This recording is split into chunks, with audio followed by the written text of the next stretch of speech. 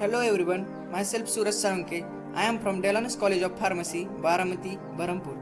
Today I am going to teach about the roller mill, which is a subtopic of size reduction under the guidance of Sri Krishna Bhavkar sir. So let us start. So basically, what is roller mill? Roller mill is nothing but 2 to 5 smooth roller. Means according to type, the rolls is considered into the roller mill. Operating at different speeds, different type of roller mills operating at different speeds, and there is a reduction power which is a combination of compression and shearing forces. Compression is nothing but the force which is applied for the compressing the particles, and another force is involved in this, it is shearing forces. It is a two forces required for the principle of roller mill. So we see the principle. Roller mill has two cylindrical rolls of stone or metal mounted horizontally which rotate on their longitudinal axis. Roller mill consists two cylindrical rolls which is made up of stone or metal. It mounted horizontally and it rotates on their longitudinal axis. In roller mill, one roll is fixed and another runs freely, and when material is placed above the rolls, it is drawn in through the nip. Nip is nothing but the small space between the two rolls which is required for the crushing of particles, and the second roll is rotated by friction. Means one roll is fixed and another is rotated by friction. The gap between the rolls can be adjusted to control the degree of size reduction. There is a gap between the two rolls for the crushing of particles, so there is gap which is maintained for the particle size. So we obtain finer particles when we gap between the two rolls minimize. So according to the gap maintenance, there is particle size change. So construction of roller mill, it consists of two cylindrical rolls made up of stone or metal, be seen in the principle. Rollers are capable of rotating on their longitudinal axis. One roller is driven directly using a motor while second one runs freely. Means one roll is fixed which is rotated by motor and another runs freely. So gap between the rollers can be controlled to obtain the desired particle size. There is a gap between the two rolls which is maintained for the degree of size reduction. According to that gap, we get finer particles. If we keep the gap between the two rolls very small, then we get very fine particles. So it is a diagram of roller mill. The first part is hopper, and there is two rolls, and there is crushing of particle take place between the two rolls, and the third part is receiver. Crushing particles is received by receiver. So next point, what is working of roller mill? Working is very simple. It is easy to understand. So concentrate on this diagram. Roller mill consists of first part, hopper, in which we material feed. When we material feed into the hopper, it is a hopper part. When we material feed into the hopper, then it goes downwards towards the magnet. Magnet is useful for separating the impurities, means metallic impurities. When there is metal present in the magnet particles, it is separated by magnet. Then particles goes downwards towards the control gate. It provides a particular direction for the particle. It provides particular direction for particles. And then there is next part is agitator. Agitator has unique function. It gives steering action.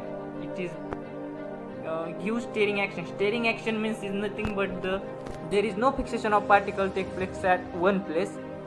Then the particle moves between these two rolls, and the crushing take place between that two rolls, and this is the simple working. So we first see all the working from first. When we material feed into the hopper, then it goes downwards towards the magnet. Magnet is useful for the separating the metallic impurities from material. So then there is next part is control gate. Control gate is useful for give particular direction for the particles, and there is agitator which provide a steering action. It provides a steering action. There is no fixation of particles take place at that place, and then particles moves downward that between two rolls, and the crushing take place, and finer particles is received by receiver. Here bottom part is receiver. So we see the video for the working of roller mill. Just 1 minute.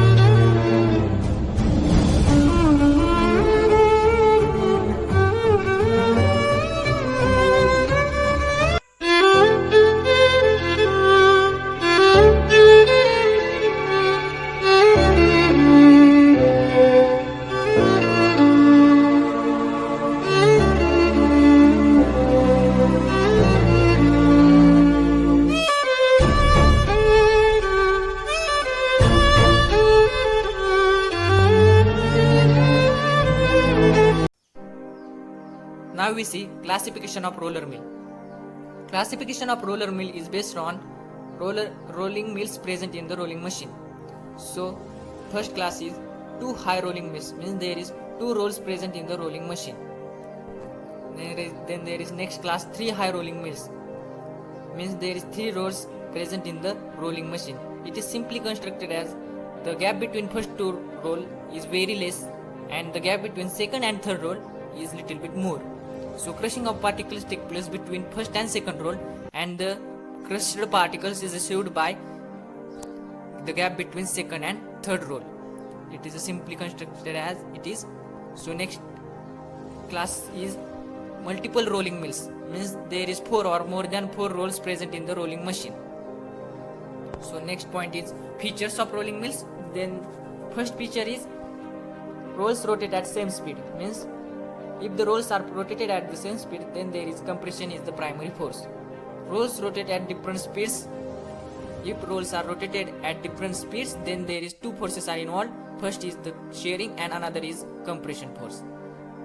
If the gap between that 2 rolls is very less, then we get very fine particles. According to this, then there is next feature is if there is coarse grooves, then there is less size reduction, and if then the finer grooves, then more size reduction.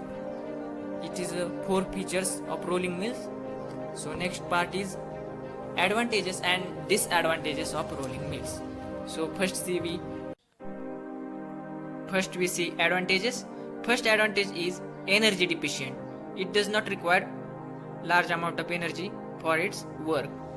Next advantage is uniform particle size distribution. So particles are distributed uniformly when crushing takes place.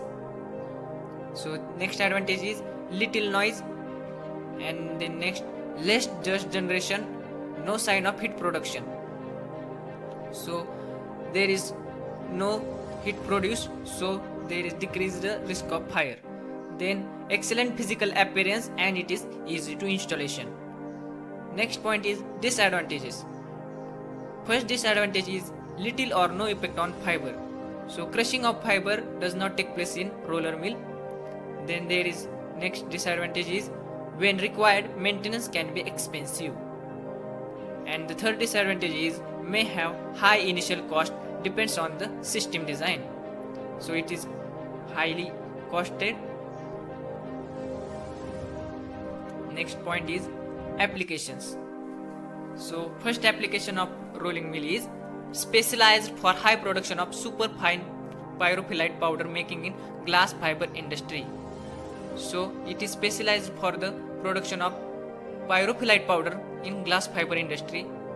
So the next application is specialized for high production of gangue powder making in coal industry. First is pyrophyllite powder in glass industry. Second application is gangue powder in coal industry. And this third application is specialized for the high production of various of chemical raw material powder making in the chemical industry.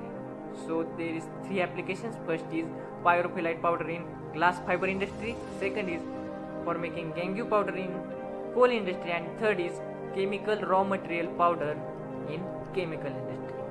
So thank you. It is the whole description about the roller mill. Thank you very much.